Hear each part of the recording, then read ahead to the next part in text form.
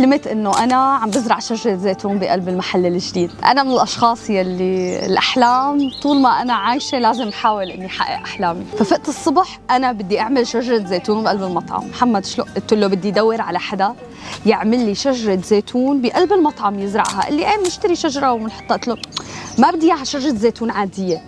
أنا فكرة شجرة الزيتون براسي هي مثل شجرة الزيتون الحقيقية اللي هي شجرة عظيمة بتكون موجودة بالأرض بتعيش مئات السنين. أنا بدي أعمل شجرة زيتون فيها جذور الحضارة السورية والثمار تبعيتها تكون ثمار السوريين يلي شاركوا ببناء سوريا الحديثة. فتواصلت مع شركة بألمانيا بيصنعوا من مواد طبيعية أشجار وبيحطوها كديكور بقلب الشركات وبقلب المطاعم.